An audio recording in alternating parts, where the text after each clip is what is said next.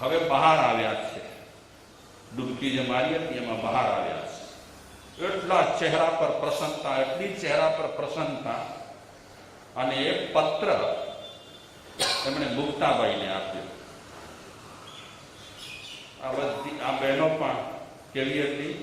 એકદમ આધ્યાત્મિકતાની ટોચે પહોંચેલી સહજુબાઈ થઈ ગયા.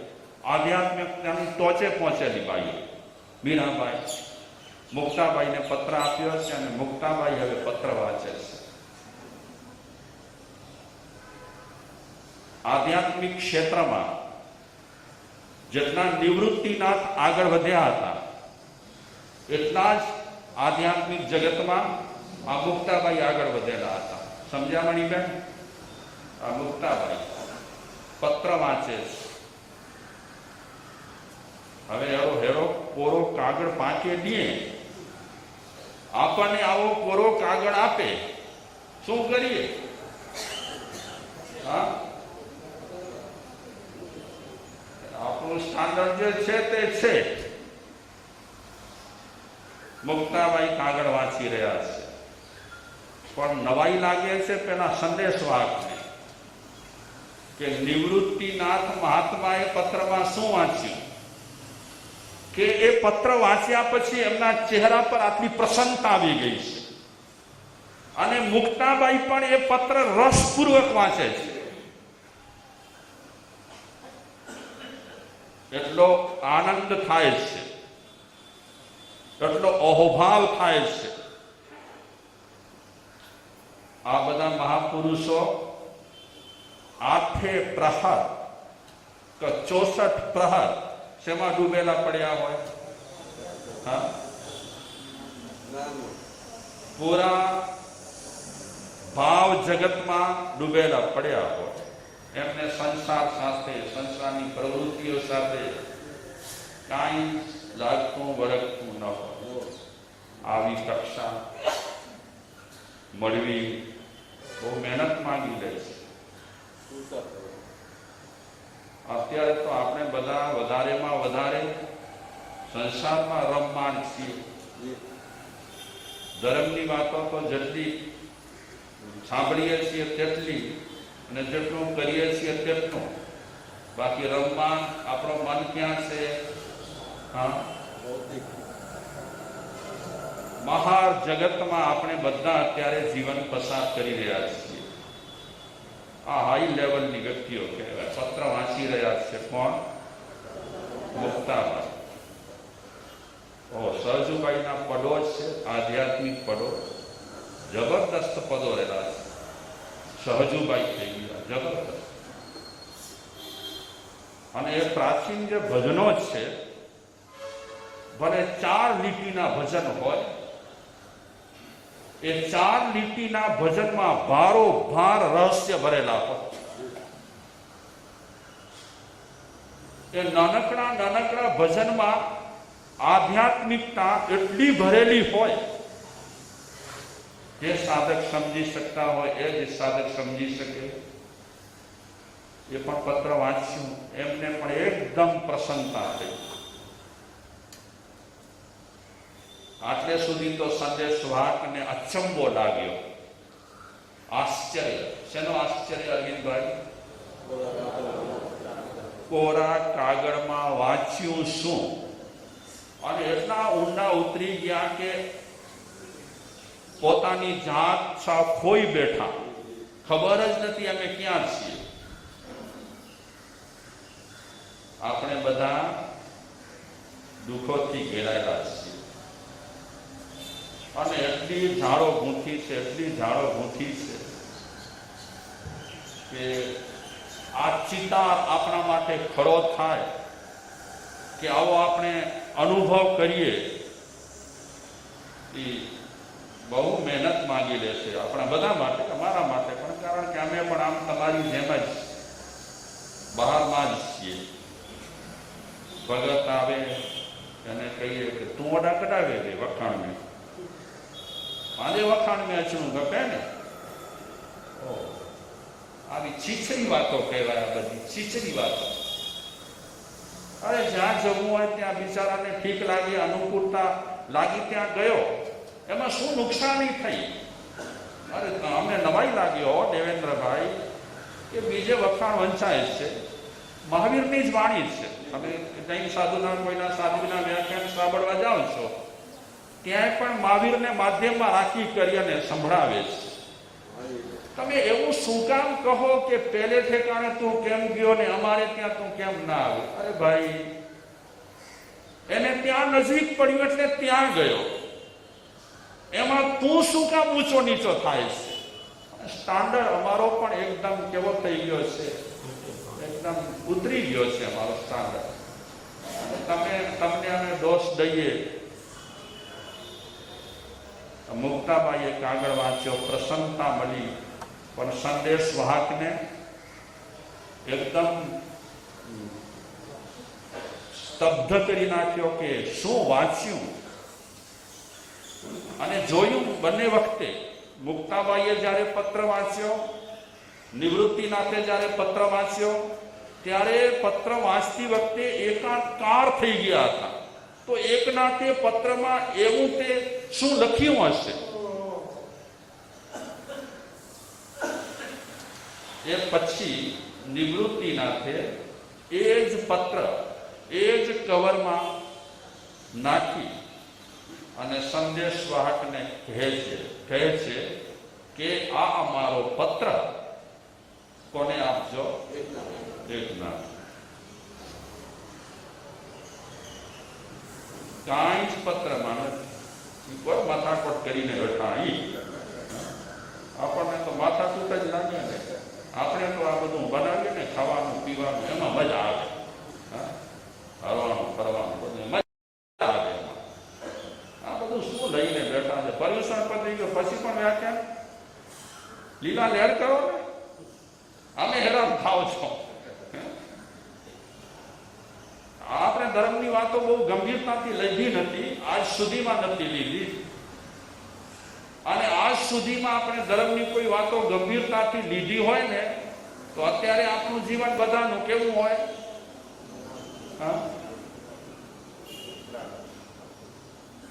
કેવું હોય?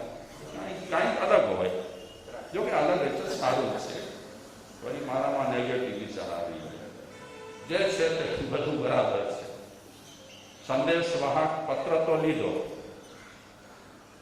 પણ એનો મગજ ચકડોળે ચડ્યો. લાવ્યો ત્યારે મને ખબર ન હતી કે કોરો કાગળ છે. ખબર પડી, પાછો એ જ કોરો કાગળ એકનાથને પહોંચાડવા માટે મને આપ્યો છે. હવે સંદેશ વાગતી રહેવાયું નહીં. એટલે સંદેશ વાગ હાથ જોડી નિવૃત્તિનાથને કહે છે કે બાબાજી, હું હમણાં જઈશ આપને પ્રણામ કરીને, પણ એક નાનકડી જિજ્ઞાસા મને એકદમ નાનકડી એક જિજ્ઞાસા છે, મને ગુમાવી રહી છે. એ સંદેશવાહક પણ એટલો જ નમ્ર હતો. મેં હમણાં જ વાંચ્યું, જિજ્ઞાસુમાં નમ્રતા હોવી જોઈએ. જિજ્ઞાસુ હોય, સાચો જિજ્ઞાસુ, એનામાં નમ્રતા હોવી જોઈએ. હવે ઘણા લોકો એવા પ્રશ્નો પૂછે, પછી છડે કે મારા સાહેબ તમે જવાબ આપે, અમને નથી આવતો. પછી કે આ જવાબ તો ભાઈ એટલો ટાઈમ શું કામ તે લાંબુ કર્યું? તમે જવાબની ખબર જ હતી તો આટલી રમઝટ શું કામ કરાવી? તે ટાઈમ પાસ થઈ જાય બિચારા. બીજું શું આવે? પ્રશ્ન કર્યો છે સંદેશ વાહકે કે પત્રમાં કાંઈ જ લખેલું નથી. હમણાં આપ્યું ઈ પત્રમાં પણ કાંઈ જ નથી. તો હકીકત શું છે એ મને કહો. આ મારી એક નાનકડી જિજ્ઞાસા, એનું તમે સમાધાન આપો.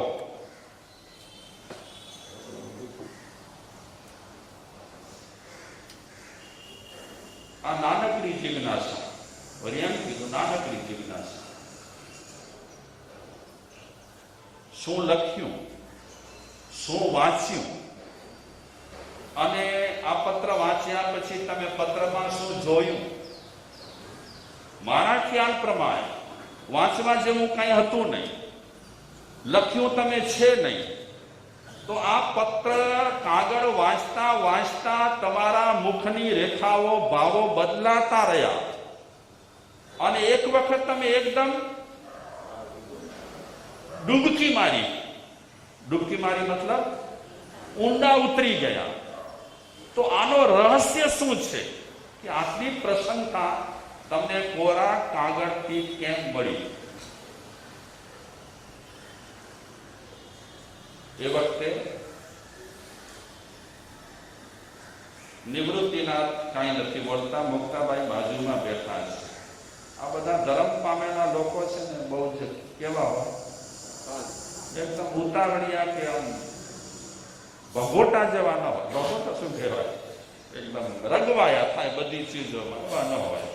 એકદમ શાંત બેઠા છે. કેવા હતા મીરાબાઈ? કેવા હતા મીરાબાઈ? એ રીતે જુઓ, ચંદન બાળા પણ કેવા હતા, સરસ પહોંચેલા બધા મહાનુભાવો, બધા પહોંચેલા મહાનુભાવો. આની જિજ્ઞાસા ચરમ સીમાએ હતી અને હવે એને સમાધાન કપે છે સંદેશવાહક. એટલે નિવૃત્તિનાથ કહે છે કે એકનાથે સંદેશો મોકલાવ્યો છે આ પત્રમાં કે પરમાત્માને જાણવા માટે અંતરને કોરા કાગળ જેવું શુદ્ધ અને ખાલી રાખવું પડે. ફરી કહું, એકનાથે જે પત્ર મોકલાવ્યું છે એ પત્રમાં એવી વાત રહેલી છે કે પરમાત્માને જેને જાણવું છે અને પરમાત્માની પ્રાપ્તિ કરવી છે, તે વ્યક્તિને અંતર કેવું રાખવું જોઈએ? અંતર કોરા કાગળ જેવું અને ખાલી રાખવું જોઈએ. જ્યાં સુધી, હવે સમજાવે છે, કોણ સમજાવે છે? નિવૃત્તિનાથ સમજાવે છે કે જ્યાં સુધી વ્યક્તિમાં ઉચ્ચીના જ્ઞાનની પંડિતાઈ હોય, ઉચ્ચીનું જ્ઞાન. અત્યારે હું, તમે, આપણે બધા કયા જ્ઞાન સાથે રમત રમીએ છીએ? ઉચ્ચીનું છે. અનુભવ કેટલું આપણને? કેટલું અનુભવ? અને આ ઉચ્ચીનું જ્ઞાન પણ આપણને નમ્ર બનાવી શક્યો નથી. એ ઉચ્ચીનું જ્ઞાન પણ આપણને કેવો બનાવ્યો છે? અહંકારી. તો સમજાવે છે નિવૃત્તિનાથ કે જ્યાં સુધી ઉચ્ચીના જ્ઞાનથી મેળવેલી પંડિતાઈ અને એનાથી પેદા થયેલો અહંકાર એ જ્યાં સુધી ન નીકળે ત્યાં સુધી ભગવાનની અનુભૂતિ શક્ય નથી. શેની અનુભૂતિ શક્ય નથી? ભગવાનની અનુભૂતિ શક્ય નથી. આપણને અરીસામાં મોઢું જોવું હોય તો અરીસો કેવો હોવો જોઈએ? એકદમ ક્લીન. ક્લીન ન હોય તો અરીસો છે પણ જે રીતે કામ આપતો હોય તે રીતે એ કામ ના આપે. એવી જ વાત રહેલી છે. નિવૃત્તિનાથ કહે છે આપણા શેની? અંતર આત્માની. કે જ્યાં સુધી અરીસાની જેમ સ્વચ્છ ન હોય ત્યાં સુધી એમાં આપણું પ્રતિબિંબ પડી શકતું નથી. આપણે ભગવાનનું પ્રતિબિંબ આપણામાં ક્યારે ઝીલી શકીએ? ક્યારે ઝીલી શકીએ?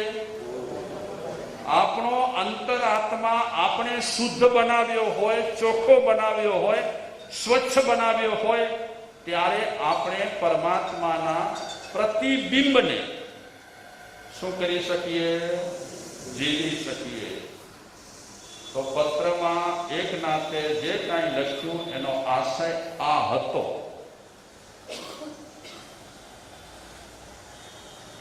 ભાગ્યશાળીઓ કેટલીક વાતો એવી છે ને, શબ્દો દ્વારા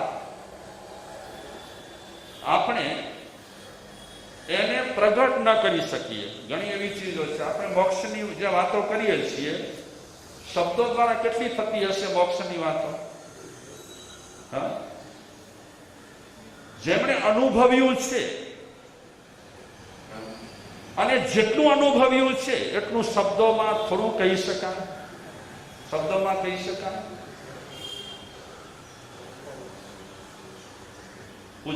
નિવૃત્તિનાથ કહે છે કે એકનાથને અમે સંદેશો પાઠવ્યો છે પાછો,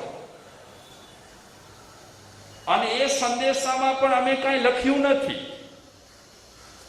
કારણ કે એ વાતોને, એ અનુભૂતિને શબ્દ દેહ આપી શકાય તેમ નથી. આ બધી ચીજો માટે શૂન્ય ખપે. કેવા થઈ જવું પડે? શૂન્ય થઈ જવું પડે. કોરા, મારું જીવન કોરા કાગજ, કોરા હી રહ ગયા, નથી રહ્યો કોરો. કોરો નથી આપણો કાગળ. અરે કેટલું કેટલું કેટલું કેટલું એ કાગળમાં લખાયેલું છે, અને તે પણ સારું લખાયેલું હોય તો સારું, પણ એ કાગળમાં બધું કેવું લખાયેલું છે? નિવૃત્તિનાથ કહે છે, અમે જવાબ આપ્યો છે કે આપે જે વાતો લખી પત્રમાં, એને શબ્દ દેહ આપી શકાય નહીં, શબ્દ દ્વારા કહી શકાય નહીં. એટલે આ જ પત્ર કોરો અમે અત્યારે પરત તમને આપ્યો છે. ઊંચી વાતો છે ને, એ કહેવાય પણ નહીં, અને કહેવાથી સમજાય પણ નહીં. મોટી મોટી જે વાતો છે હાઈ લેવલની, એ જીભથી કહેવાય નહીં, અને કહીએ તો સમજાય નહીં. જો આપણા જીવનના રહસ્યો કેટલા જે પડ્યા છે, આમ દટાયેલા પડ્યા છે ને, આત્માની જે તે વાતો આપણે કરીએ છીએ, તમને કેવી લાગે છે? કેવી લાગે છે નવીનભાઈ? કેવી લાગે છે? રહસ્ય છે, રહસ્યમય છે. આત્માની વાતો જેટલી થાય છે રહસ્યમય છે. કહેનારા પણ અત્યારે ત્યાં સુધી પહોંચી શક્યા હોય કે ન પહોંચી શક્યા હોય, મોટો સવાલ. તો જીવનના ઘણા ઘણા રહસ્યો એવા છે, એને શબ્દથી આપી શકાતો નથી. કોઈ લખાણ બખાણ, જેટલા ગ્રંથ છે, શાસ્ત્રો છે, અગમ છે, નિગમ છે, એ ફક્ત ઈશારો છે. જે મહાપુરુષોને જે અનુભવ થયા છે, એ ગ્રંથોથી, વેદોથી, પુરાણોથી ફક્ત ઈશારો કર્યો છે. બધું એમાં નથી. શું છે? ફક્ત ઈશારો. બાકી બધું કોને કરવાનું છે? તમે ભરોસે રહી ગયા છો મણિભાઈ. હા, ગગુ શાહ, ભરોસે રહી ગયા છીએ આપણે કે મારા સાહેબના આશીર્વાદ મળી જશે એટલે બધું પાર પડી જશે. બિલકુલ નહીં. કોરો કાગજ આપણને જ બનાવવું પડશે. તો આ વાતને હું અહીં આટોપી રહ્યો છું. આપણા અંતરમાં જ્યાં સુધી ઉચ્છીનું જ્ઞાન હશે, ત્યાં સુધી એ શબ્દોનો સંગ્રહ કહેવાય. શબ્દોનો સંગ્રહ છે. આત્મા શબ્દ છે, સ્વર્ગ શબ્દ છે, મોક્ષ શબ્દ છે. બાકી એના વિષયમાં આપણને બધાને અનુભૂતિ કેટલી? તો આધ્યાત્મિક ક્ષેત્રમાં શબ્દો જ્યારે પૂરા થશે, ત્યારે એક ક્ષેત્રની સીમા શરૂ થશે, જેમાં અનુભવ અનુભવ અનુભવ અનુભવ જ હશે. ચરમ સીમાએ જેની જિજ્ઞાસા પહોંચેલી હતી એને સમાધાન મળી ગયું કે જીવનમાં પરમાત્માનું પ્રતિબિંબ આપણા અંતરમાં પ્રતિબિંબ ત્યારે જ પડશે જ્યારે આપણો અંતરાત્મા કેવો બની જશે? ગોરો બની જશે. બસ આજે જરાક આપણે સહનશીલતા સાથે સાથે આ ઘણી વાતો ભેગી કરી દીધી છે. આ લોકોમાં પરાકાષ્ઠાની સહનશીલતા હતી. આ લોકોને બધાને કષ્ટ પડ્યા છે, આપણા કરતા વધારે પડ્યા છે. આપણે તો હાઈવે ખોટી કરી લીધી છે. અસ્તુ એના પર વધારે ચર્ચા કરીશું.